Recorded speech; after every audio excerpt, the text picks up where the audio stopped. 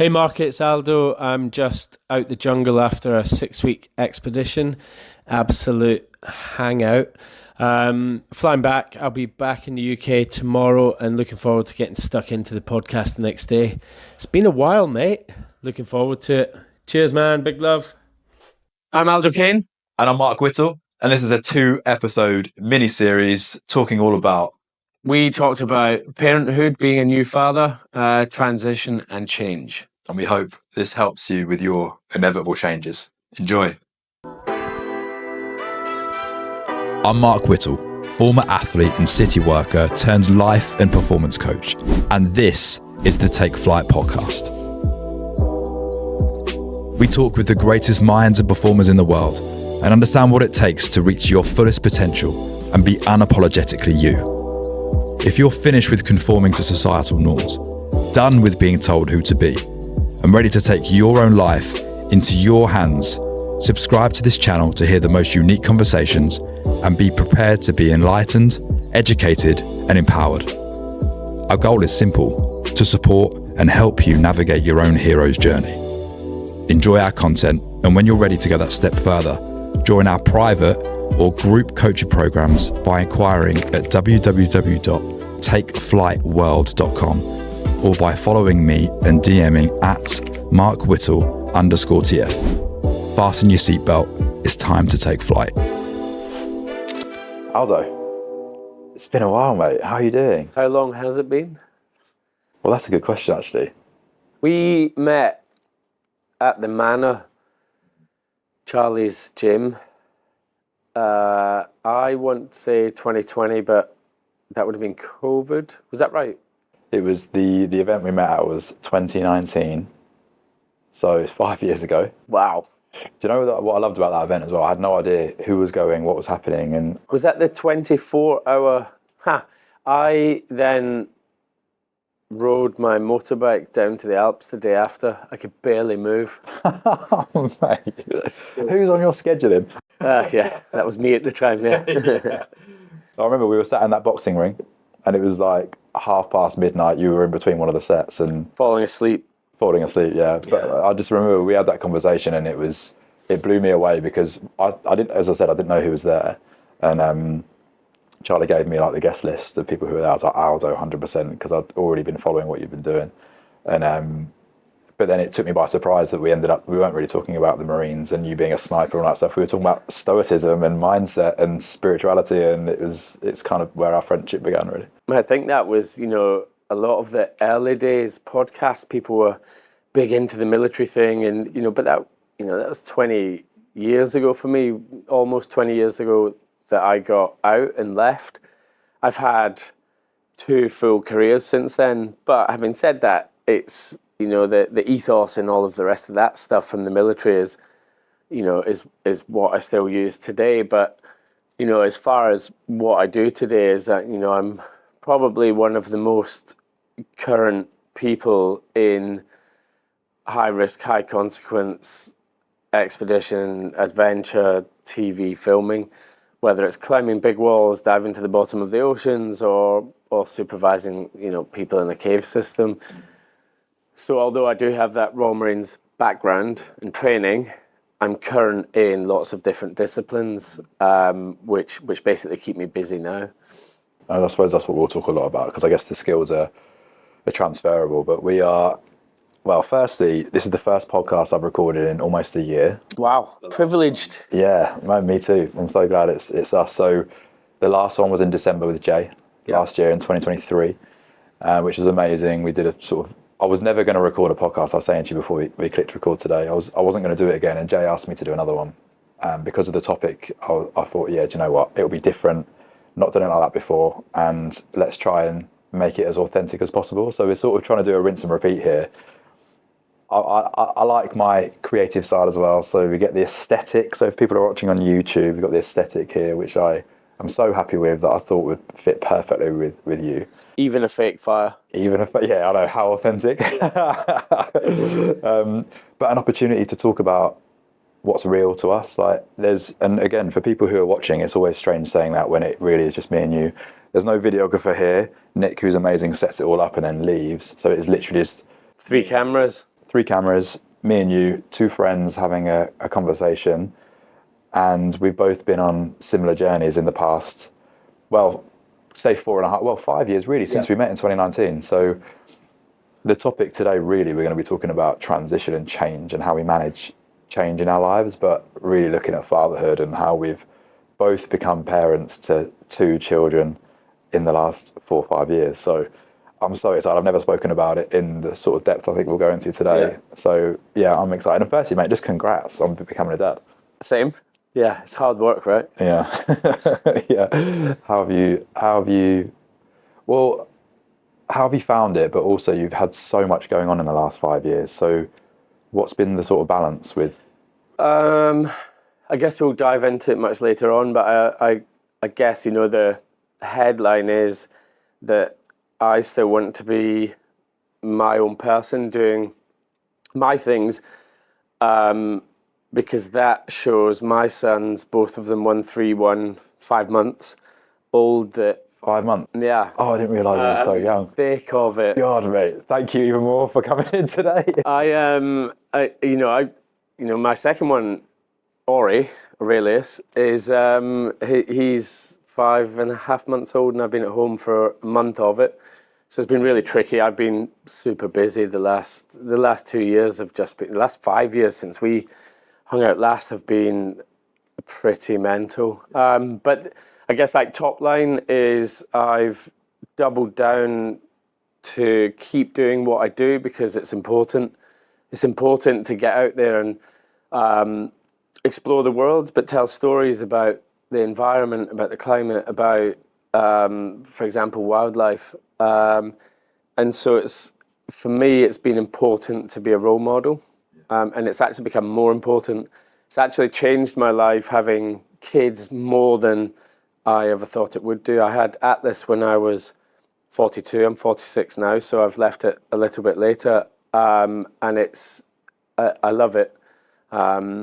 But I guess the main headline to get to the point is that I'm still doing the things that I'm doing before so that I'm a positive role model for them.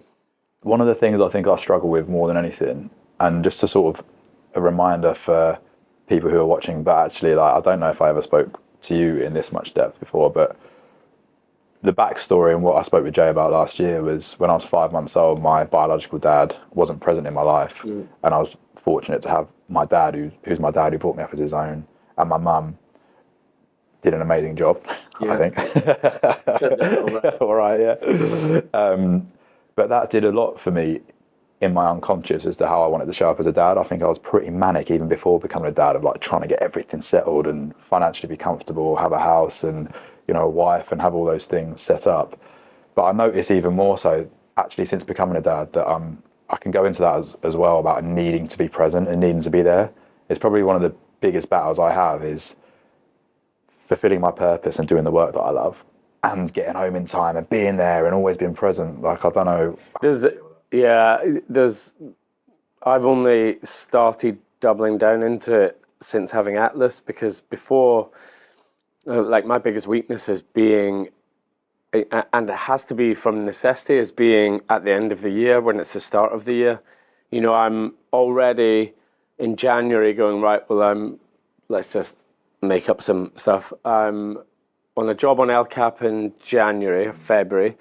I'm then going to the jungle in Venezuela for 2 months in March. I'm then going to be doing a thing with Foxy in July, August. All of these need planning, risk assessing.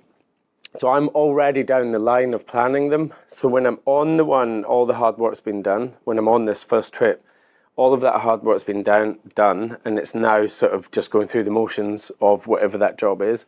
And I'm thinking about the kit, equipment, people that is on the next one. And so by default, in the line of work that I'm in, I'm never present. And I'm not never, but, you know, I could be in some of the most exquisite places on earth, and I'm like either trying to get an email out or I'm thinking about that job and not actually going, this cave system is probably one of the most spectacular things I've ever seen, and we're the first people to see it.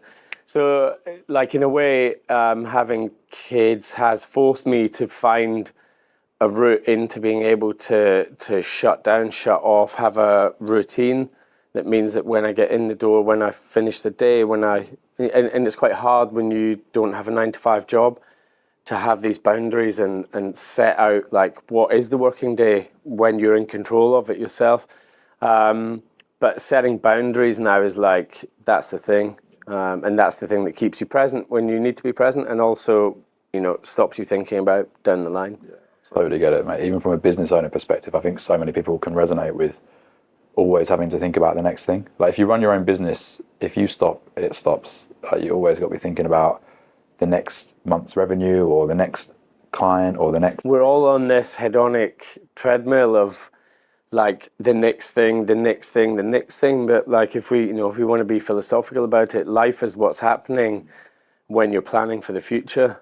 And if you can just tap out of it for a little bit, that's why so many practices like, gratefulness, for example, or some sort of meditation where you're like love and compassion, something like that, yanks you out of the future, yanks you out of the past, puts you clearly slap bang in the middle of like, I'm actually really grateful that this morning I got up early and climbed into bed with my son and gave him a massive cuddle for an hour, knowing that, he's 3 now. I'm not wishing his life away, but in a very short space of time, we will not be sharing a cuddle in bed in the morning, and he'll be a grown man, and that'll be that. So I think there's a lot to be said for that, trying to yank it back from being all the way down the line, on the next job, on the next thing, that hedonic treadmill of pedal, and before you know it, you're burnt out,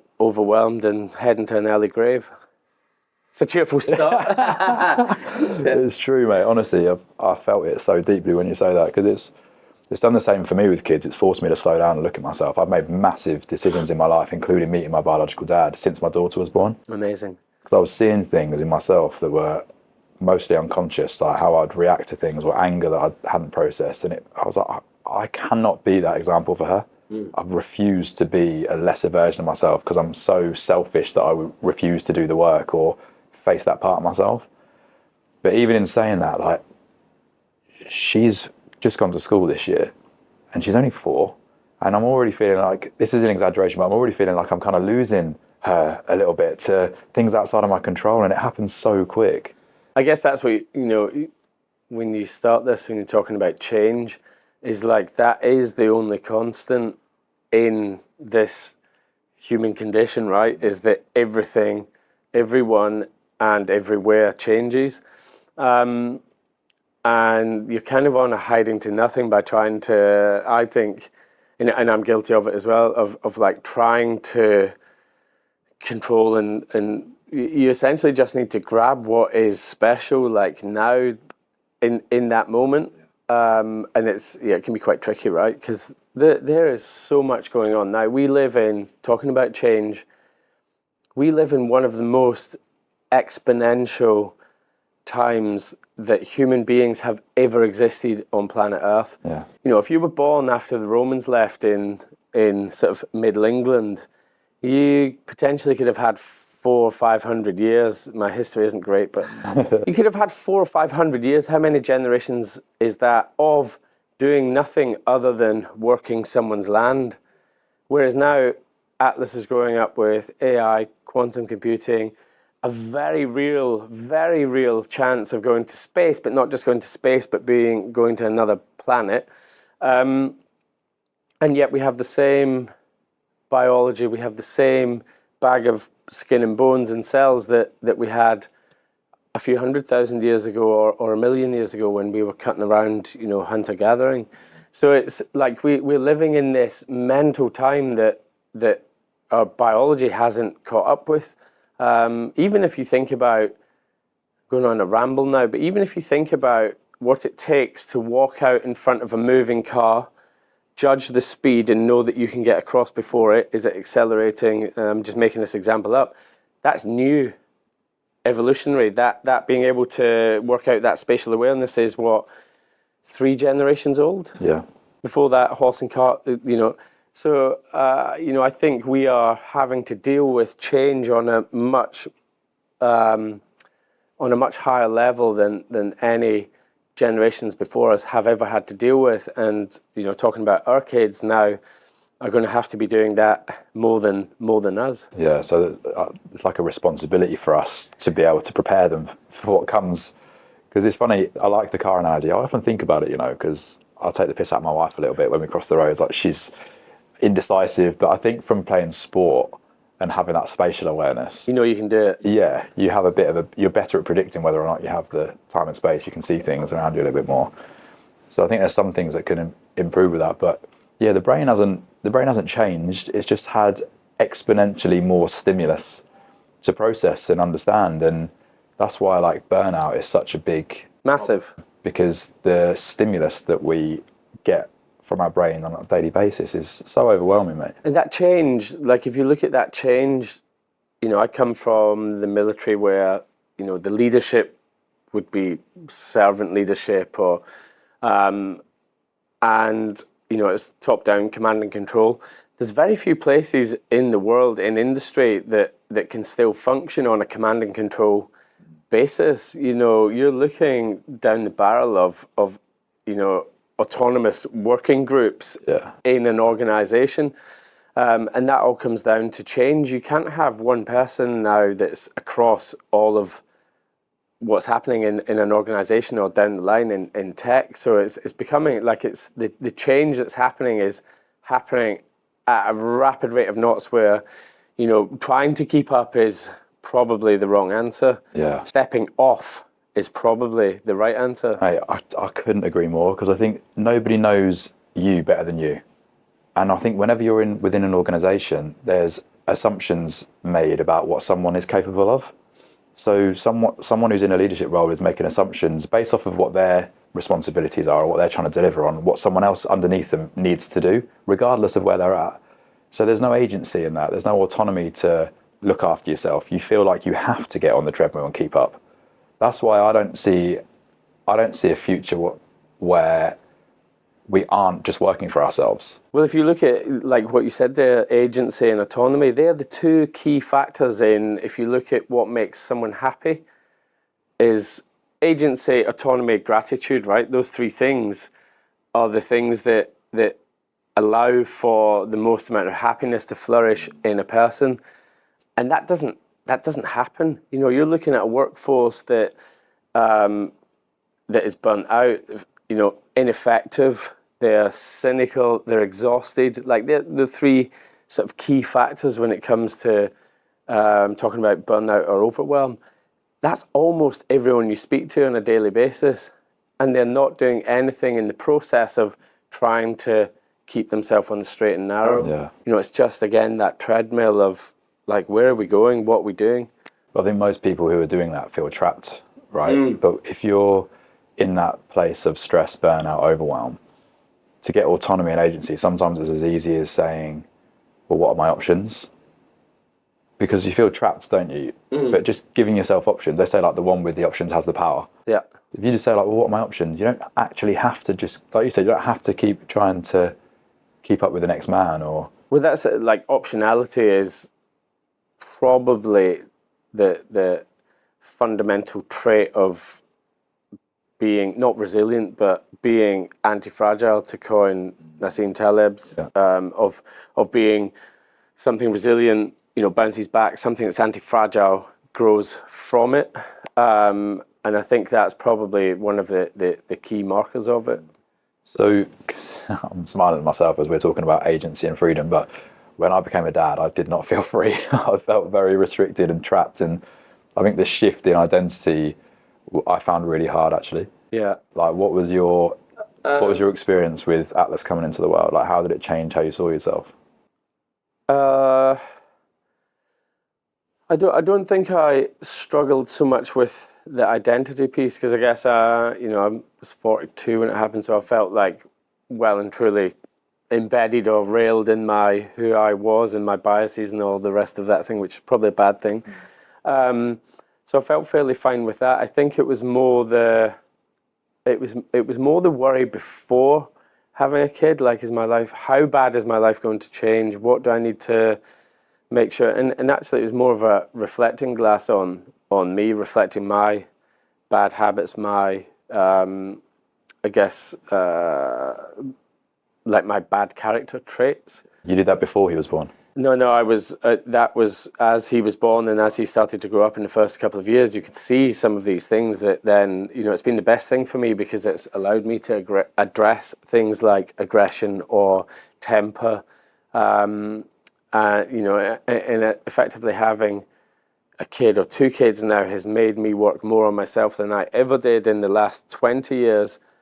And I've put a big focus on personal development in the last 20 years. So it's kind of like exponentially increased what I wanted to actually do and achieve in that time. What did you learn about anger and temper? I mean, I'm traditionally quick to get riled, and I guess in the process of doing that, like if you have a kid and you get angry in front of them, it's like almost immediately shame you feel, whereas before you wouldn't have any reflection of what that anger meant or what you said or like the repercussions of it. Shame. They feel shame, do you mean, or you feel shame? Me, like if you lose your temper, and I'm not doing anything, other than being tired and like snapping, but you can immediately see that could be an issue. So I guess what all of it points to is when you have kids, you have the least amount of time to be doing the things that make you better, but you need to spend more time doing those things. You need to spend more time in the gym, not more time. You need to make sure that doesn't slip. Yeah. You need to I need to make sure that I'm still doing my recovery things and my things that make me aldokane and not resentful. And I think ultimately that's quite a dichotomy to get your head around. Because what I don't want to end up being is a slave to them. Kids need routine, they need discipline, they need a role model.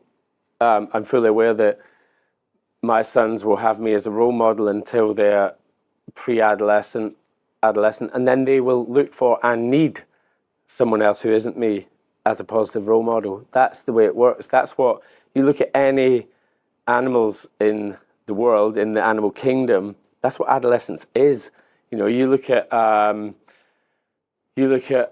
bears, for example, right? When the young male or any, look at gorillas, for example, when one starts becoming a blackback, starts becoming a silverback, then they're going to be fighting, and then he's kicked out and he has to go and that's what happens with adolescents. That's why people have so many scraps. I'm not a behavior scientist, obviously, but you can see it happening, and so I understand that and I know that down the line. But essentially what that means is I want to be the best dad that I can be, with a caveat knowing that I'm just a bloke.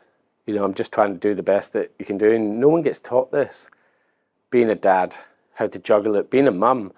My wife has the harder job, but I think because I've spent so much time away, I missed Atlas being born, and then I got back like the night before Ori was born, and then I was away again 12 days later, and in that 5 months I've been home for 4 weeks, so that's tricky. How do you wrestle with being away?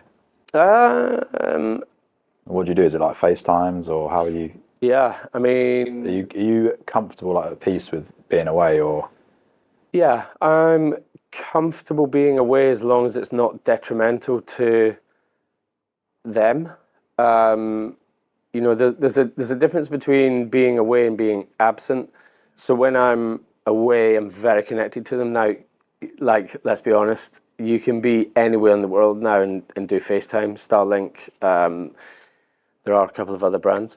But you can, like I was just away in the jungle there, and I could literally phone Atlas from my smartphone on a video call where previously you would have been off comms for 6 weeks. And I can show him what I'm looking at. I can show him the ants that are walking across my hammock. I can show him like my boots in the morning that I've got a spider in them or a scorpion. So I'm like connected. I'm cool with being away. I do realize though that it has implications to them and their behavior and how they see. But when I'm back, I'm very present, you know, and I'm a hands-on dad. It's great, isn't it? Because what it's making me think about is it almost forces us to make the right decisions. We don't have we're quite time poor, sometimes quite energy poor, and I do everything I can to be around all the time, which sometimes to its detriment, because then I'm just exhausted. And then I don't show up how I want to as well. But I'd be interested to hear your take on this. I think for me, having a girl first, having a daughter was completely life-changing for me. Yeah. And softened me like beyond anything I could have ever imagined. And then having a son 3 years later almost was like full circle for me. They've both been incredibly healing for me. Yeah. To see myself in them and to think about, like for my daughter, I want to show her what real love feels like. Yeah. So that when she's older, she knows that. And for my son, you have a different responsibility, which is to be the role model and show what a man is and what masculinity is and those things as well. So you've got 2 boys. So I don't know whether you resonate with that. I tell you what it has done. It's made me more empathetic. In what way? Isn't it just looking at anyone now and thinking they're someone's son?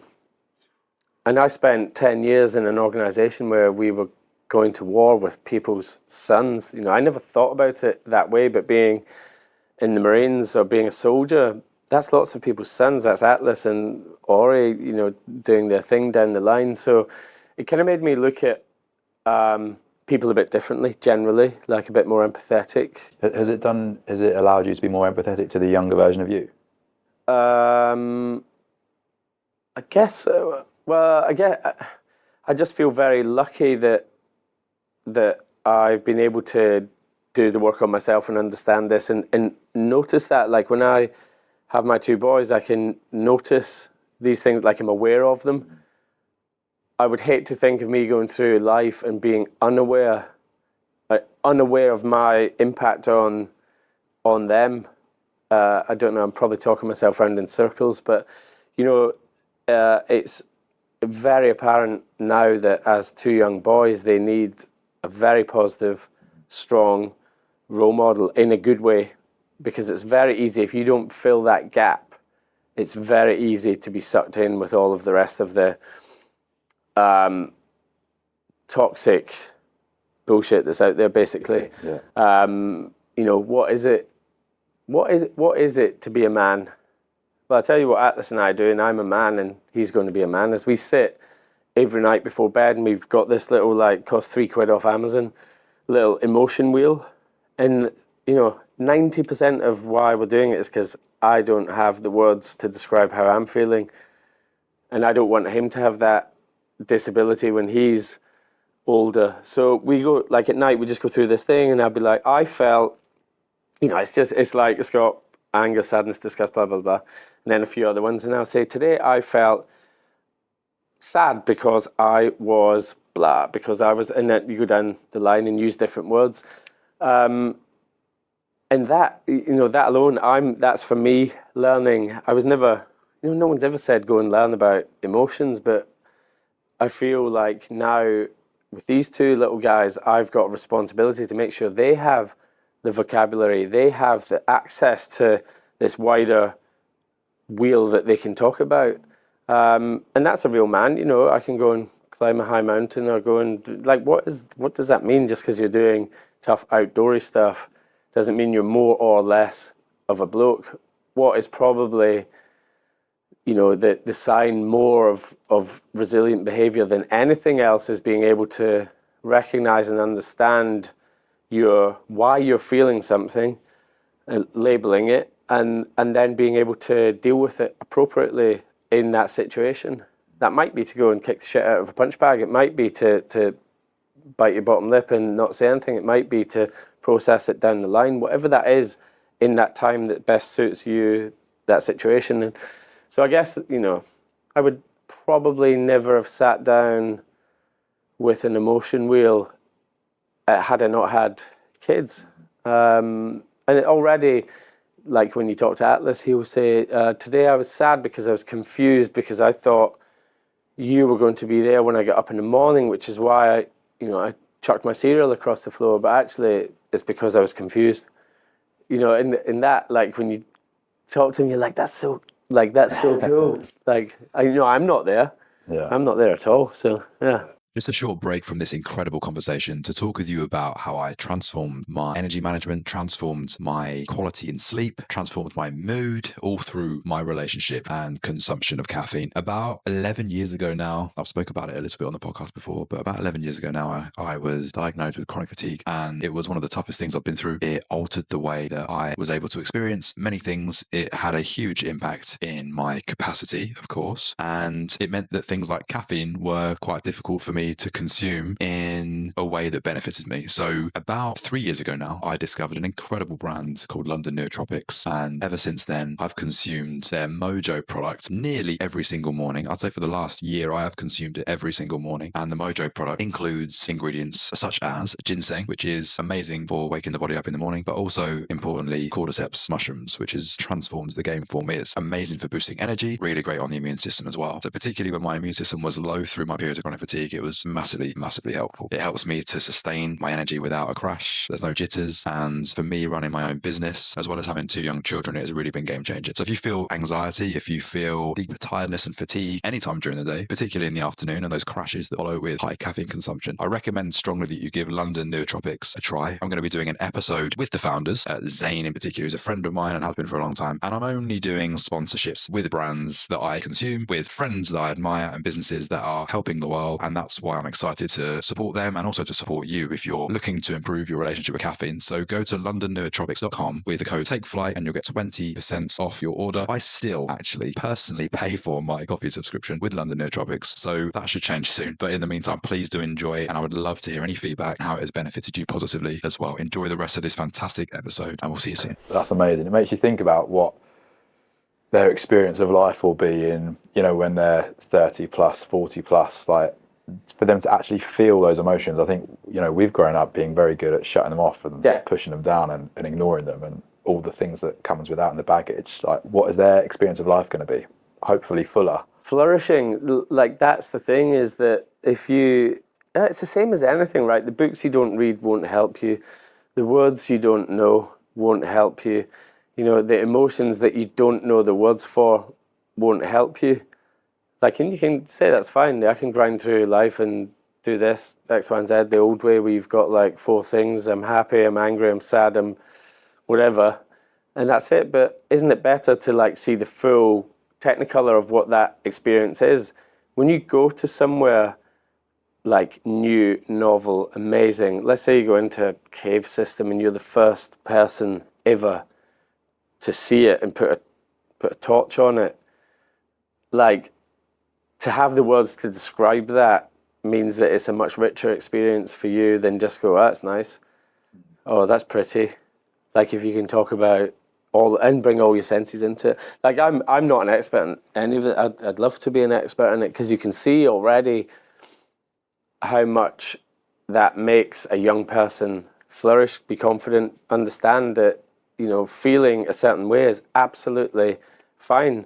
Dealing with it in the way that's acceptable in your circumstances, that's fine. Yeah, no, that's beautiful, mate. I think you're observing it firsthand, right? Likewise, I see my daughter growing up with giving them space to feel and space to talk about how they feel and what's going on and understand it all, because it's fucking insane. Yeah. Like, even with my daughter starting school, there's so much going on. Like, she's having nightmares and stuff at the moment, but it's just because there's so much stimulus on her brain. How are you making sense of it? You're suddenly chucked in a classroom with 30 kids and you're learning letters and sounds and words and how to write and all this stuff. And it's like the most you think about the human life. And if I'm aiming for 100, I'll be happy if I get to 100 and then die at 100 and 100 years in one day. Nice. But if you look at that, the most amount of growing that you ever do in your entire life is in that first little chunk. Yeah. Your brain, that's not going to, the bit that makes us human isn't going to fully mature until you're 25. So like all the bits that's dealing with emotion and processing, that comes way down the line. So like, I mean, I'm not an expert in any of this. This is just observing. Yeah. And I guess it's funny watching Atlas, with an emotion, because it's like it's raw, and there's no filter and there's no way of dealing with it, because that doesn't develop until down the line. So what you see is a reflection kind of like, we do the same thing, and it's very rare that you actually go, that was the wrong way to deal with that, or how can I deal with that better next time? Yeah, but I don't think I've had these. I've had moments where I've forced myself, because I'm like, you didn't do that very well, so I'll go and apologise, kneel down, eye level, like really say I'm sorry, and know that I'm wrong. And it doesn't make it okay, but at least that conversation takes place when I know I haven't done my best. Because in the past, I mean, that's so important for kids to see. Like, we did it the other day. Atlas, I'm always like, what do we do when things get hard? And he's like, we try hard. So like we do it, it's like a little mantra when we're out mountain biking and whatever. yeah. And sorry, this has turned into like kid chat, but No, it's great. I love it. so what do we need to try harder? And I was struggling the other day. So I'm just back from essentially 11 expeditions over 14 months. The last 6 months has been back to back. The schedule has been something like 3 weeks away, home, have 2 weeks with a new baby being born, go away for 3 weeks, home for 2 days, away for 3 weeks, home for a week, away for 3 weeks, home for 10 days, away for 2 weeks, 3 weeks, away for a month.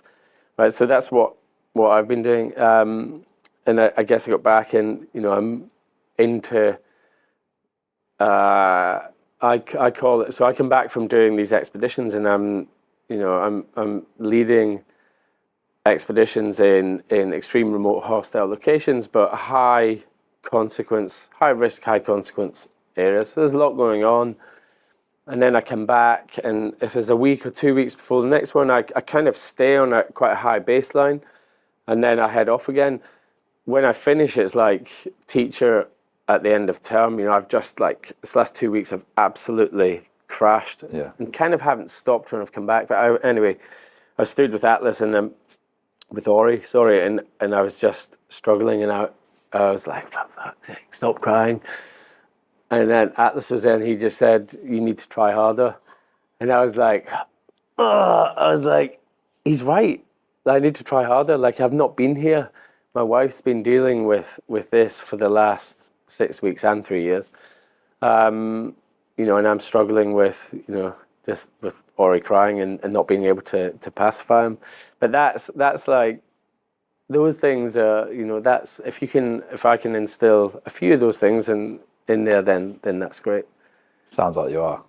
It's funny how quickly they take it on as well, isn't it? You say something and they repeat it back to you like an hour later, or... And you just hope that you don't, I just hope that I'm not, like, you want to give them space to be their own dudes. And a big thing for me is keeping them away from screens and away from, well, as much as possible, keeping them away from social media and all the things that you can do. I mean, he's going to start school next year, and, we already know that Gen Z as a whole across almost the entire world is struggling with mental health illness from mainly social media, and because they're the first generation to go through adolescence, puberty, connected on smartphones and social media, as opposed to doing it face to face, like with their mates. So everything has dropped off. Play. Just going out playing, that, like, kids don't do that anymore. And it happened kind of at the same time as everyone started panicking, thinking that kids were going to be taken off the streets and, they couldn't go out playing and they couldn't walk home from this place. And, in lots of places in America, you cannot walk home from, you have to drive everywhere, right? So anyways, for me, it's much more about keeping them off that and keeping them playing for as long as possible. Can we just talk about, so I'd love to talk a little bit more about that in a moment, but when you were talking about the expeditions that you've been on, you said 11 and 14 months? 14 and 11 months? 11 and 14 months. The other way around, via left side. That was just like essentially this last year, yeah. One of them was climbing Everest, summiting Everest. That's not included in that, yeah. So I've done a load more. That was March last year. So Everest, Lhotse, Inhospitable, and then I did a big series with James Cameron. That was ocean exploration series. So, and then I did a big series with Alex Honnold and Hazel Finley, climbing new routes. And LCAP. No, out in Greenland, so big expedition out there, 2 months. And when was the Will Smith one? Was that around when Atlas was born? Yeah. So it was we filmed that just before he was born. Yeah. How was that? Amazing. I get to go and do very, very cool things in cool places. And Will Smith, was he a good guy? What was he like? Yeah, I mean, it was great. Was that 3 Oscars? Yes, yeah. But I mean, you never know what's happening, and everyone has their own beef and their own things that are going on. But when you're working with anyone in any environment like that, you're going back to basics. You're outside, you're exercise, you're doing all things we know that are good for you. So everyone's generally it's good crack. I think we crave it. We crave the simplicity. Even and we were talking about burnout. Yeah, one of the things that I've just become incredibly aware of because I've had to. Practically, like you said there, exhausted, basically burning out because I'm so passionate about my work and I've had a ton of talks all summer and carrying on my group program, all my clients, private clients that I'm still working with, is trying to keep it all going and being the parent. So you never switch off until you lie down and go to bed. And the body just can't keep up with it. I'm 4 years in. Yeah. And the compound of that is just being exhausted and the nervous system is just wanting to shut down. Yeah.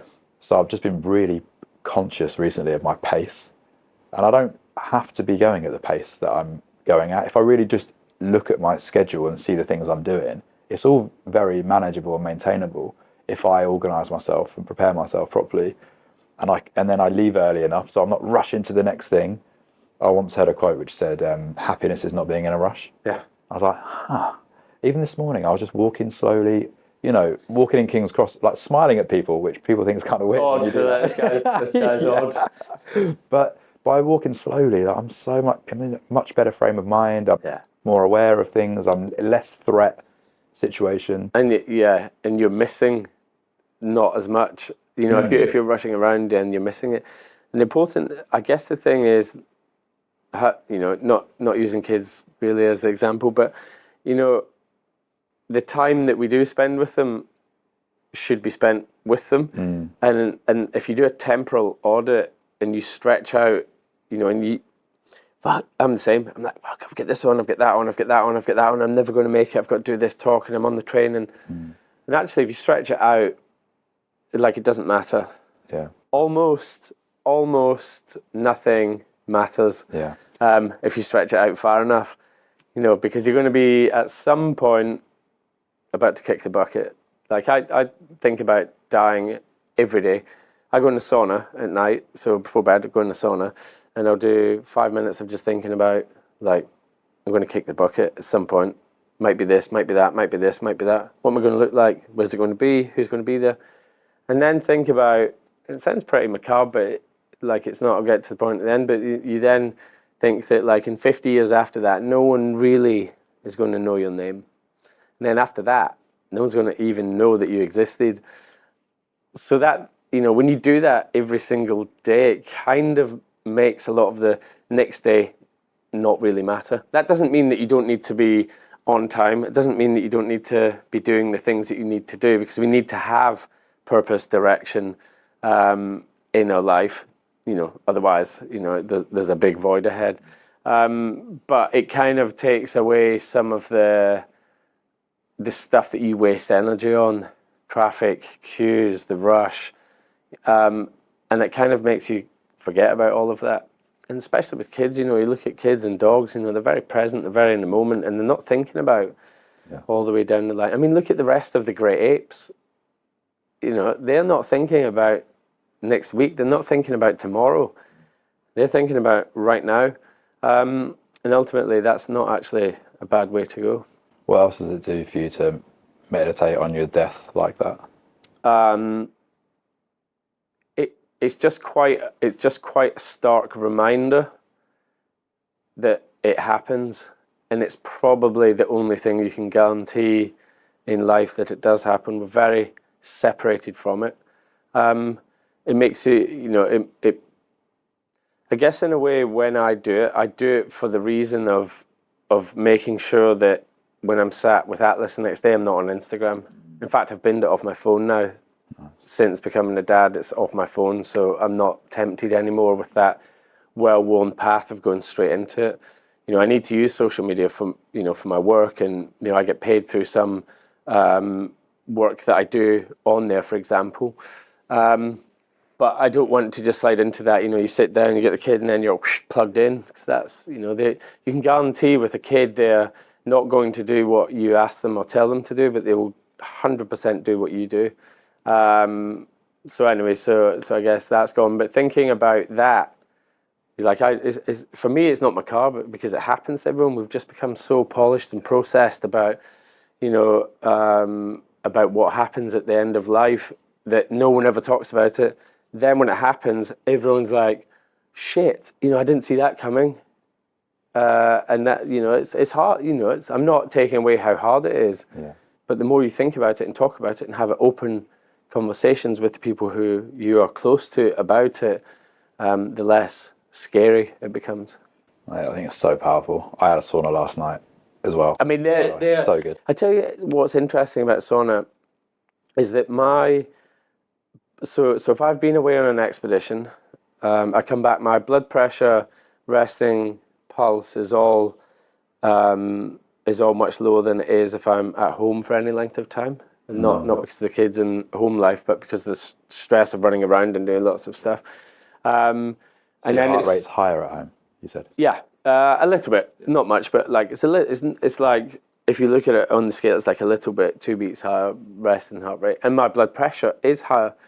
And using the sauna noticeably brings it down. So like that's recovery, right? It's spending time doing the things that recover you. Like I go fast and hard at almost everything, and it's only been in the last few years that that's become unsustainable. You can't have a hectic social life, a hectic work life together. You need like some sort of stability, and that recovery piece is for me is now massive.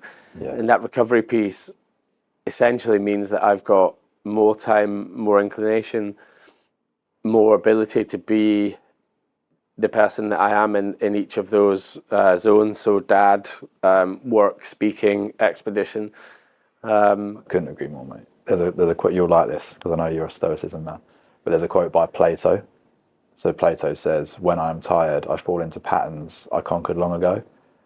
And it's like, I mean, if you look at having 1 or 2 or 3 bad nights sleep, which happens a lot when you got kids. Happens a lot. You're going to, if you big work projects and stuff, it happens a lot. Expeditions, I'm sure it happens. Yeah, it happens loads, and you're rolling into the bad decision that's the croissant on the way to work instead of the whatever, or missing food, or missing the gym, or when you're knackered. But actually, I think what science is saying now is that when you do have bad sleep, if you're training the next day, then you ameliorate some of the effects of that bad sleep. So I guess like for me, recovery now, sleep, exercise, nutrition is all it's pretty non-negotiable. Love it. And not burning the candle at both ends. And I still remember when we first met, so that was 5 years ago, so you would have been 41? 41, yeah. I think you actually were 40, so you might... When's your birthday? December, so just before. Because I remember you saying, I'm in the best shape of my life, and you were 40, and that, for me, that anchored. I was like, interesting, because in my mind, I was always like, it's a downward hill as I age, but I was like, you've set a new anchor for me. Yeah, I mean, it doesn't have to be. I guess when you're younger, it's much easier to bounce back from injury, and what I find is much more helpful in keeping a fit mind and body and spirit is having things that you're looking forward to.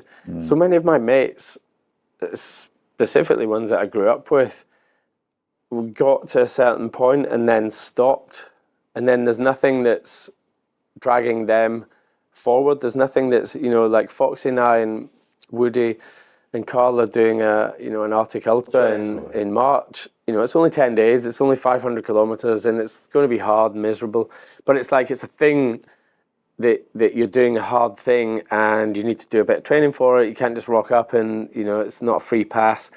And I think even more now as I get older, the more of those you have in the pipeline down the road, keep you motivated, to keep you like intrinsically motivated. You know, we live in an era now where, you know, where it's like, subscribe, you know, likes on a social media post, external validation, extrinsic motivation. When things get difficult, it's then very difficult to motivate yourself. Whereas if you're motivated from within, having something down the line that you're passionate about, for me, doing hard things in cold places, that means that you don't, like, I never struggle with motivation to go to the gym. So I've always got something that I'm in the process of training for.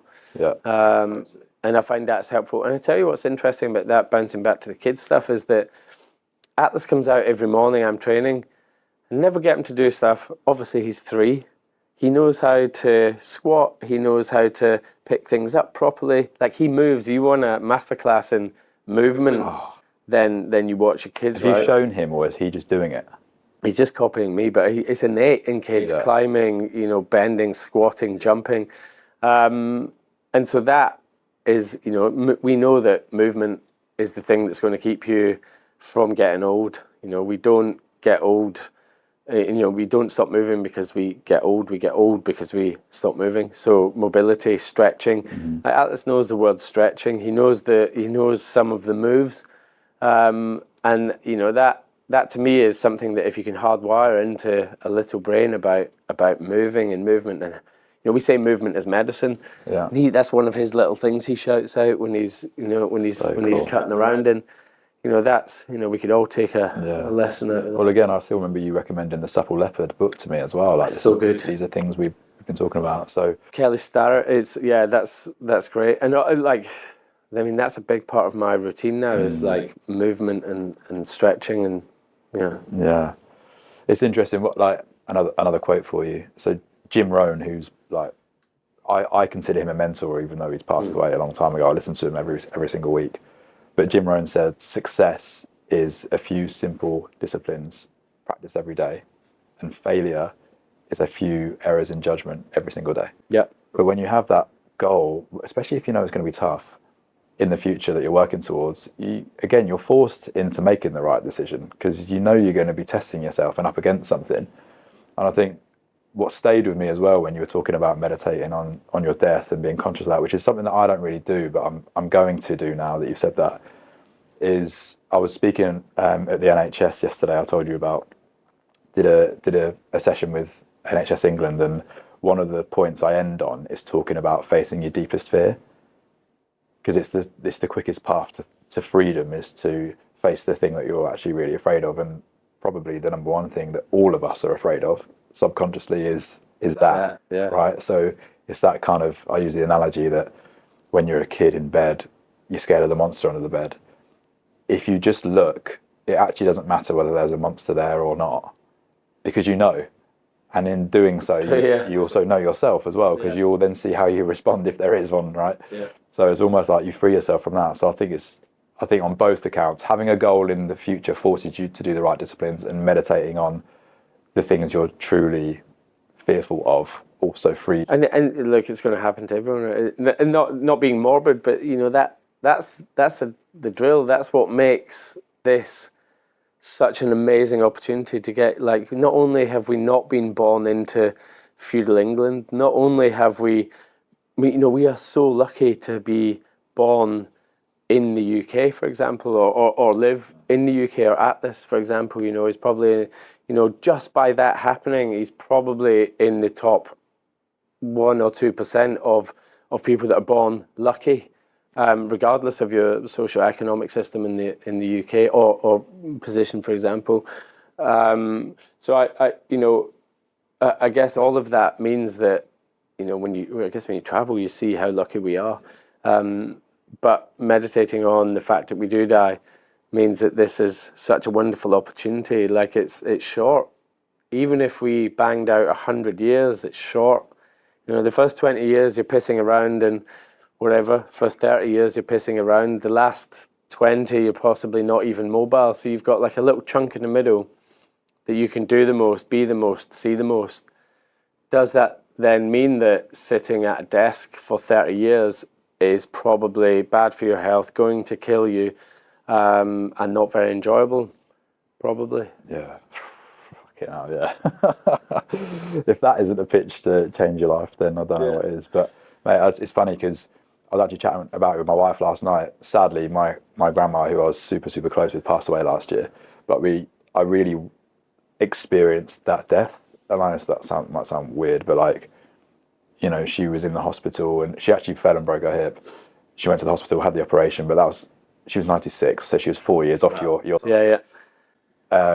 She was just such an amazing woman. But to watch her go through that, they say the mark of a person is not how they live, it's how they die. And seeing the strength in her was just unbelievable. I hold on to that now. When I get nervous before talks and things, I channel that sort of strength that I saw in her. But watching her actually die was tough, and it forces you to think about it and your own death as well. I mean, yeah. And if you look at, you know, hatches, matches and dispatches, you know, babies being born, people getting married, people dying. Like, that's three things that you get to have a reflection on what's happening and what's going on in your own life. And, you know, it's not a bad thing to be connected to that. Yeah, powerful. What would you say is your definition of a great father and also a man? Oh, that's tough. My definition of a great father and a great man, same thing. I would say it's about integrity. It's about, this is tough to get into words. What would I like to be? I'd like to be a positive role model and know that I don't have all the answers, and be cool with that and understand that at some point they will look elsewhere for that guidance, and you just hope that you can do enough in that time to guide them in a way that gives them confidence, space, and know the difference between right and wrong. It's not a very cool explanation. No, it is. I think ultimately, you know, what the definition of a man is a harder one to dive into, because like it's traditionally trad man, outside doing things, hard work, you know, holding your emotions in. We know a lot of these things are bad for us. You know, we know that running yourself into the ground and not dealing with your emotions is going to kill you. So